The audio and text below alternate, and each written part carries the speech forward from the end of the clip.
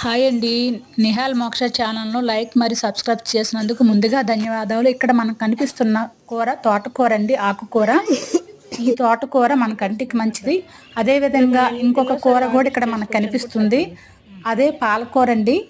ఈ 2 కూరలు ఒకేసారి వీడియో తీసి అప్లోడ్ చేయడానికి ఒకే ఒక కారణం అండి. ఈ 2 తోటకూర, పాలకూర ఈ 2 అనేవి ఒకే జాతికి చెందినవి. అమరంతస్ అనే ఫ్యామిలీకి చెందినవి. ఈ రెండిటిలో కామన్గా ఏ విటమిన్ ఉంటుంది, అదనంగా సి విటమిన్ పాలకూరలో ఉంటుందండి. మనం ఇరువుగా ఉపయోగిస్తాము కానీ పాలకూరని మధుమేహం అంటే షుగర్ వ్యాధి ఉన్నవాళ్ళు చక్కగా తినొచ్చు. సూప్లా చేసుకోవచ్చు, ఫ్రై చేసుకోవచ్చు. ఇది కిడ్నీలో రాళ్ళు ఏర్పడతాయన్నది ఓన్లీ అపోహ అండి.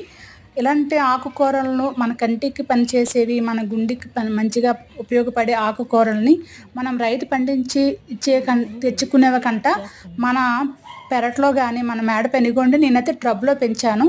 ఈ మొక్క ఆకులు మాత్రమే నేను కట్ చేసుకుంటున్నాను. మళ్ళీ ఆ కాండాల నుంచి లీవ్స్ వస్తాయి, వాటిని కూరగా ఉపయోగిస్తానండి. మీరు కూడా ఇలా ప్రయత్నించండి, ఇలా తినండి, ఆరోగ్యంగా ఉండండి. Thank you.